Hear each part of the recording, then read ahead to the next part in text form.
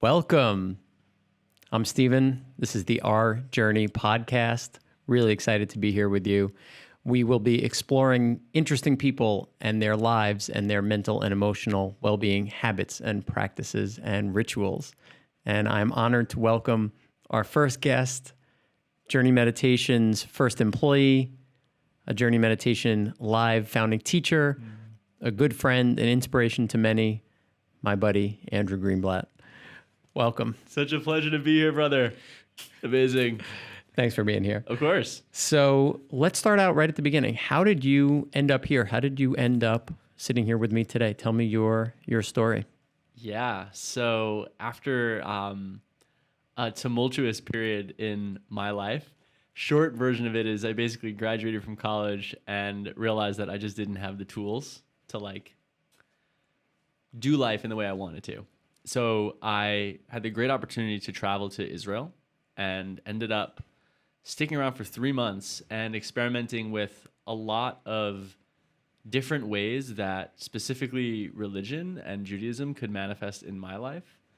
And surprisingly, meditation was just far and away the thing that made the most sense and resonate with me. So when I came back to the States, I was volunteering, working, trying to help other people discover what I discovered. And I got to meet an incredible entrepreneur named Jesse Israel, our mutual friend, who ended up introducing us. I was volunteering for him. I think I did 25 events for his community. And he said, hey, my guy Steven is looking to hire someone full time. And I said, oh my God, what would that be like? So I talked you into giving me a job. I remember that day clearly. How hard was that of a choice to make? It made perfect sense. Yeah. It made perfect sense. Were you convinced in the first 10 minutes of the interview, or was it into the second hour when I finally got you? No, you had a really interesting story of your life's journey and your passion for meditation and wanting to share it with more people and wanting to make conversations around mental wellness more accessible. Yeah. And so that was exactly where we were. I want to go back though, and we can pick up this story from here. You said something really interesting right at the beginning. You said you graduated from college and you kind of quickly realized you didn't have the tools to live life the way you wanted to. How did you come to that realization? Well, I was living in Seattle, Washington. I was coaching basketball, and my job was to be helpful. I was literally there to serve. I mean, that was my whole job, oriented around these kids, their families, their grades. And I wanted, what I wanted to do was be as absorbed in them as I possibly could, while also, living my own life, right? Not in some martyr type of way, but I wanted to be giving. And it was a hard year for me. My dad went to the hospital, my dog died, my grandma died. I was thousands of miles from home, and I, looking back, very understandably so, was like a bleeding heart. And I did not have any capacity to separate personal and professional, to regulate my mood, or to even acknowledge some of the really challenging feelings that I was moving through at the time. It was more just survive. And I was lucky to have some mentors around me who had tools. There were tools, there was communities, there were systems, there were practices that could incline them to be their best selves more often, right? I didn't have that. I was at the whim of however I woke up that morning. Okay, so talk to me a little bit about how you started putting some of these practices into your life. Obviously now, fast forward, how many years? Since I've been meditating? No, since Seattle, since that time. Oh man, 6-7 years. 6-7 years. So obviously now you're at a very different place, but talk to me about each one of the steps of how, maybe you added meditation, maybe you added coaching or therapy or, kind of through today. Yeah. So it's funny because one of my early memories of trying this stuff. So one of the things that I noticed was that my mentors they all had a God concept. So my direct supervisor was a pastor. He literally had his own church, and he was this amazing charismatic guy. This other guy named Mr. Nick was like, I mean, dude, he's like a Seattle community legend. Like, you ask any of these guys in the NBA, like, they all know Mr. Nick. Like, it's crazy. So he was also like a believer. So one of my first experiences was going to church. I was like, let me just like In Seattle. yeah, yeah. And I remember being so uncomfortable there. But it's interesting because the reason I was so uncomfortable, it wasn't anything about like Jesus Christ. Like, I love the ideas and the community and like the energy, the band. It was literally, it was going like this idea of like, I'm not in control, of like surrendering. Something about that to me was like utterly terrifying. And I knew that was an important moment because obviously, you know, we're not in control, right? Like, there's only, right? So it's like, whoa, you know, that opened up a lot for me. I think I started meditating shortly after that. I was sitting for 5 minutes a day in my room. I'd be really proud of myself. I'd close the lights. I'd sit on the floor. I had a singing bowl and I would play the singing bowl as a way of like aligning my mind and my, like, I didn't know what I was doing. I was just like making stuff up. Like, a singing bowl sound, like, it looked like religious. Looks cool. Sounds cool. Yeah. I was like, oh, yeah. And I'd sit for 5 minutes, you know, and I was basically fumbling around like that in this like unstructured way until I went to Israel and got into a religious community. Okay. And talk to me a little bit about how it then unfolded from then to now, because I'm sure what's interesting to me and maybe to other people is, where are you now in terms of the practices that help keep you grounded? You know, and of course, I think it's important to acknowledge with all of us, it's ebbs and flows, right? Yeah. Like, some days, some weeks, some months, even years are really good and others are more challenging. But what are the things that you have in place now, and how did that come to be over the last, let's call it 6-7 years? Yeah, well, it's really interesting because you can draw a lot of direct lines from my time exploring the role religion was going to play in my life to my mental well-being practices now. So like, one was just the idea of like identifying as a Jew, and that kicked off this whole exploration of like where I come from and like family. And it totally altered my connection to both myself and humanities. Like, people would be like, you know, I'd ask people where they're from, you know, and they'd be like, oh, like Senegal, like Mexico, like Hong Kong. And no one would ask me where I'm from or like what my ethnicity is, because I was like, I'm like a white dude. I'm not supposed to like care about that. I don't have to care about that, right? So I would surprise people and be like, oh, like, yeah, like we're like Polish and Austrian and I'm like Ashkenazi Jew, and be like, okay. You know, so that was one thing.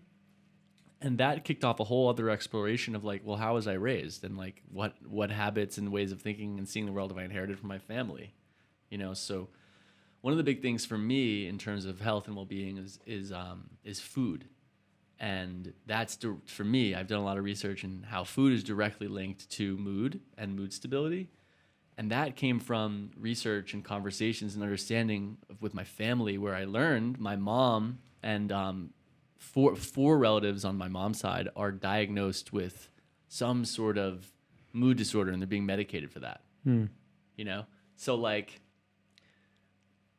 that whole, it's like, yeah, family, figuring out where I was, where I came from, what I've inherited, and just realizing like, all right, these are the cards I've been dealt. Like, how am I going to deal with that in the best way? And food has been tremendous. There's others, but I'll sort of, that was one.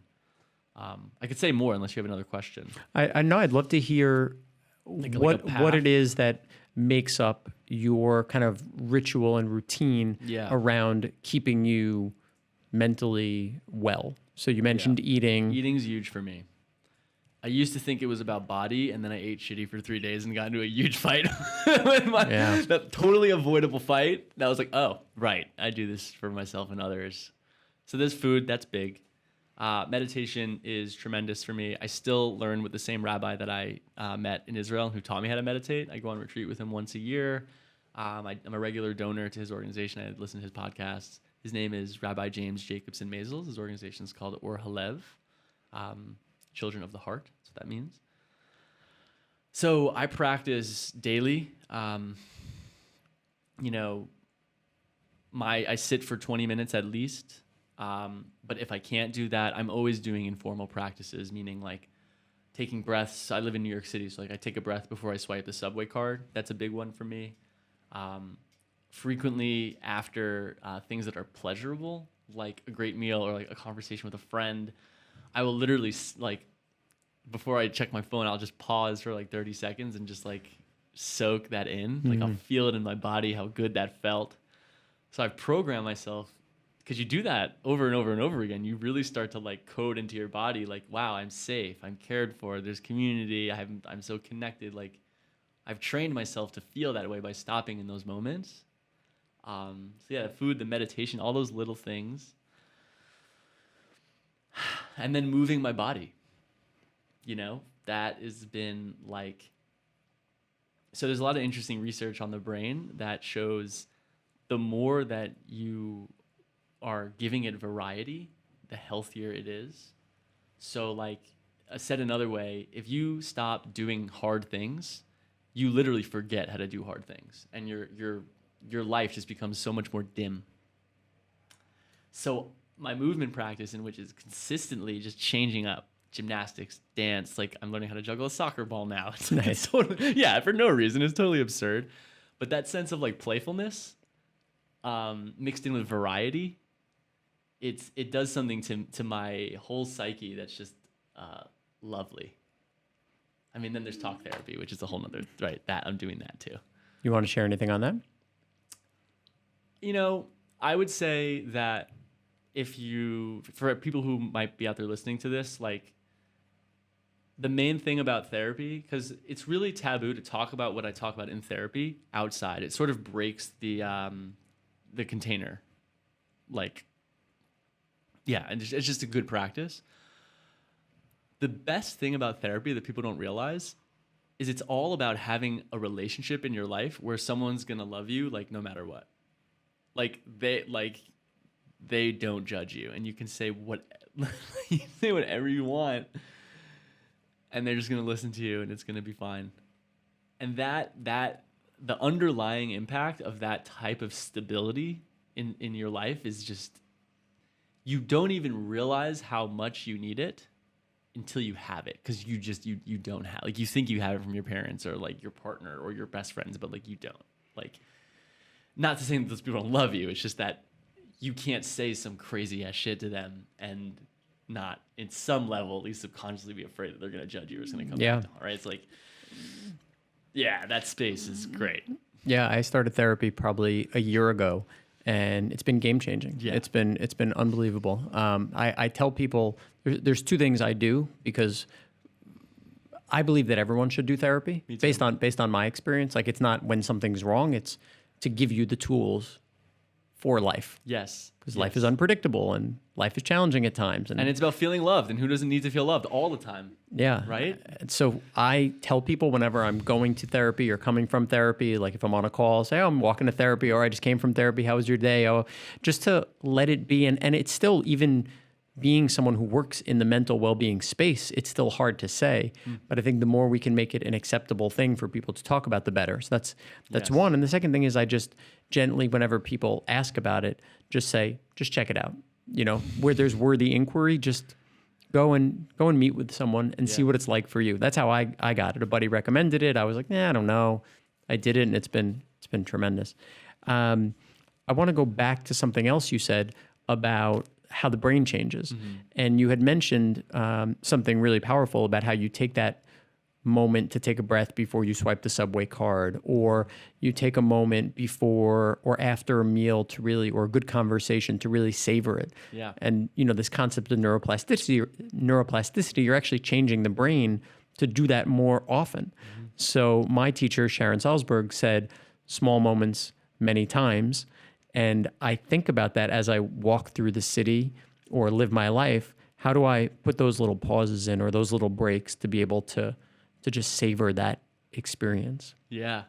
Okay, so let's go on to another topic. Well, wait, what was the last time you did that? What was like the last thing that you I did it right before we started here. I was so excited. I mean, we have Michal over there on the ones and twos. I have you here. Right. This is great. I mean, life can be really, really wonderful at times, and challenging at others, which is why I think, being able to shed light on some of these different practices that people from a variety of cultures have, I think is really, really, really powerful. Amen. Yeah. So let's go back a little bit. So tell me about your dreams growing up as a kid. Mm-hmm. What were some of the things that you thought you wanted to achieve? How did you think about success? Wow. Well, I always wanted to write for Sports Illustrated. Yeah, that was my dream. And I think that was my deepest dream. Sports Illustrated, unfortunately, isn't today what it was. I actually don't think there's anything out there that really captures what Sports Illustrated used to be. I loved it because it was about sports, but it was more about stories, and I was a basketball player growing up. Like, I played basketball in college. I've coached all around the country, which but some other people listening might not know. And like, wow, for me, you'd think, oh, you want to play in the NBA or like be a basketball player, but there's so much intertwined there about like pleasing my father and like needing to just earn love and high stakes and pressure. Like, for me, basketball was serious business at an early age.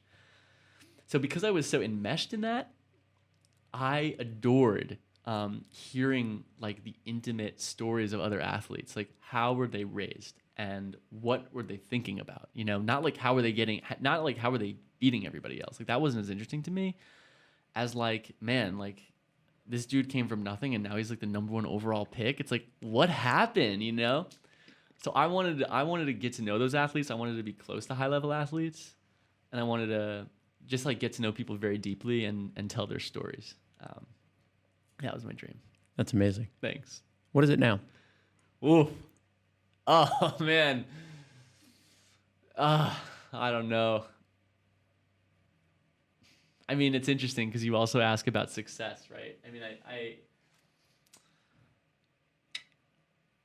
I'm in a stage in life that's pretty open right now. Like, I'm about to be traveling for an indefinite period of time. So booking a one-way ticket was always a dream to sort of go and travel. But now it's kind of like I'm clearing the cash. Like, I made with a CH, not the cash. No, not the cash. Like, like the CACH. Yeah, how you spell that? I'm gonna meet one of my movement teachers. Gonna just like meeting with mentors, collecting ideas. I don't know. Obviously it involves community, and like deep relationship. I think that sort of like knowing people on a deep level. Yeah.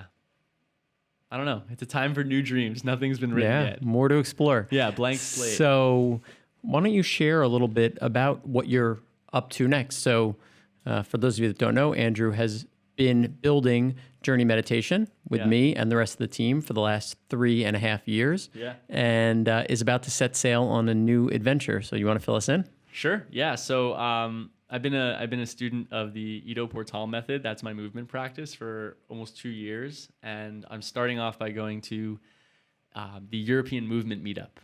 So it's gonna sounds serious. It is gonna be dope. It's a gathering of all of us movement nerds and geeks, and Ido is gonna be leading it with his like core teachers. It's these people have dedicated their lives to the practice, and honestly, I kind of feel the same way about this that I do looking back on my meditation practice before my first retreat. Like, I thought I knew what meditation was, then I went on retreat, and I was like, oh, like this is now part of my life forever. So I'm starting in Lisbon, doing that.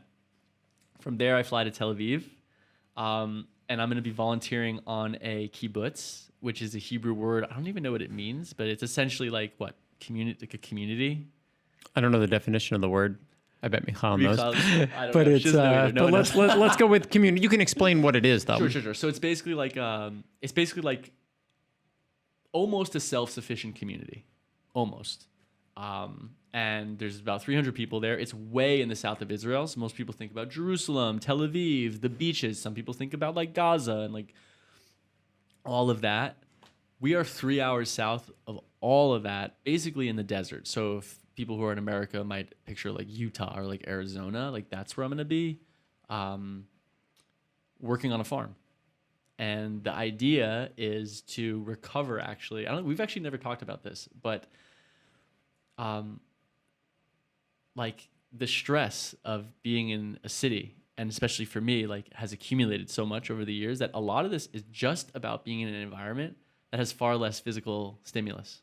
Like that's literally what it's about, and just seeing what happens. Because I've always envisioned my own life as a creative endeavor, like literally the act of how I get to choose to contribute. Not everyone gets to choose how they contribute. Like I get to choose, and you don't end up like at a meditation company. Like you create that shit. Like that. Like that's like envisioned and sought after, right? So, I've always envisioned my life as a creative endeavor, and I wanted to create the conditions in which my peak creativity could arise again. I didn't want to search for an opportunity or a job from a place of needing to find it by a certain date. Obviously, there's some restraints around money and stuff like that, but it's like, yeah, less physical stimulus, opportunity to create, and then inside of all that, I'm going to be held inside of, this core value that I have of community and service.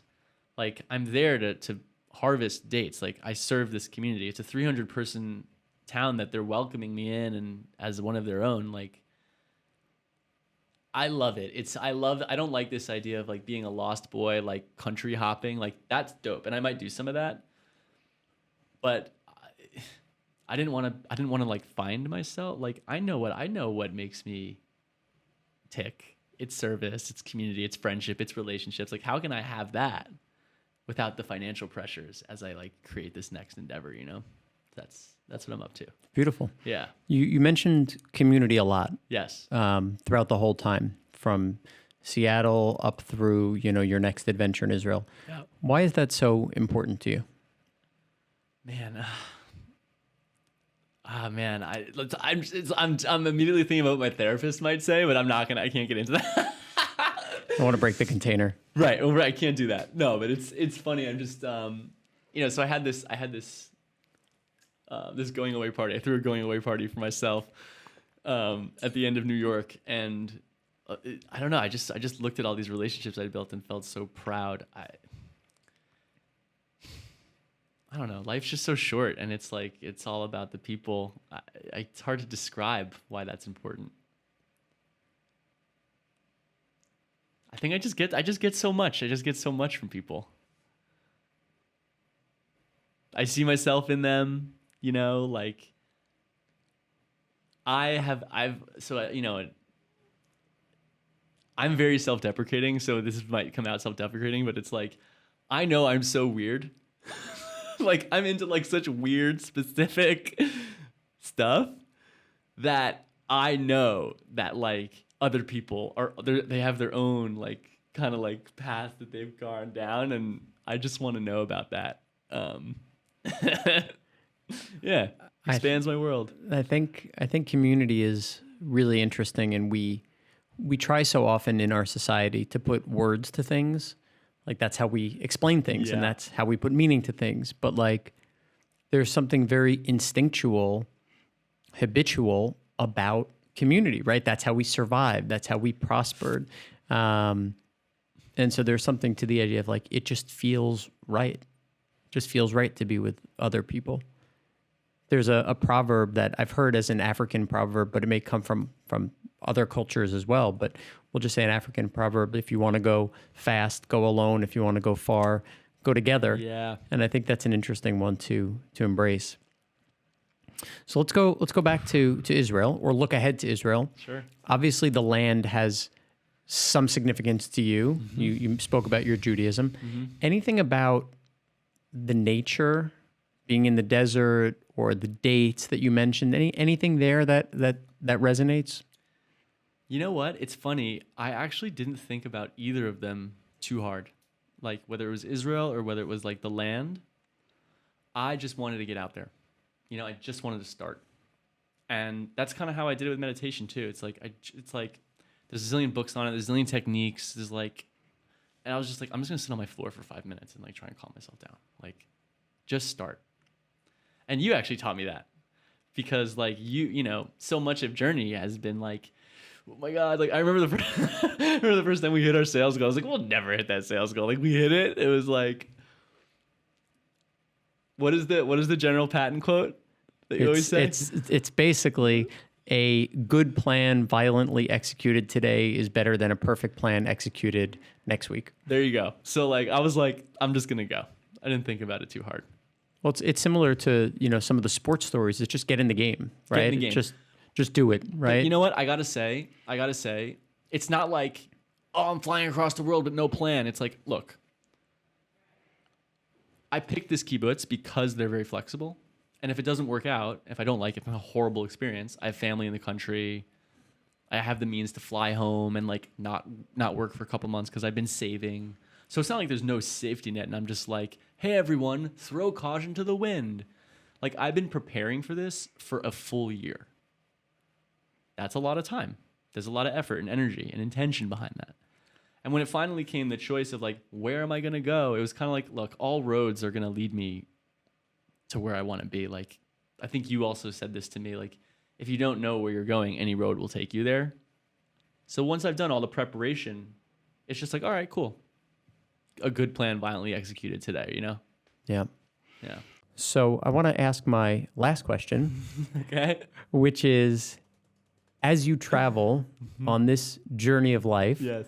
if you could pick one person to travel with you, alive or dead, who would that person be? Oh man, it's my man Jersey Drake, you know, Heartbreak Drake. Toronto's brand new franchise Drake, if you're out there, come to the kibbutz.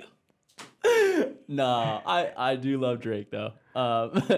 So actually, quick funny story. A friend was leading me through a traditional Tibetan death meditation, and one of the things you do, you're like, you know, you have 6 months to live. Like, what are you doing? And I'm like, man, I'm sitting courtside in an NBA game between Chance the Rapper and Drake. And I'm like, I actually said that in a minute. That's funny. That's very real for me. Hashtag life dreams. I mean, I wouldn't mind. Wow. All right. So who do I want with me? So, all right, it's kind of funny. Taking it back to the beginning of like the surrender thing. I'm deeply uncomfortable with having anyone with me on my journey. I'm like, I want to do my own thing. Like that's within me deep down. Only child. Hey, you know, that's there. So let me just mark that. But just to give permission for other people to be all weird and expressive. But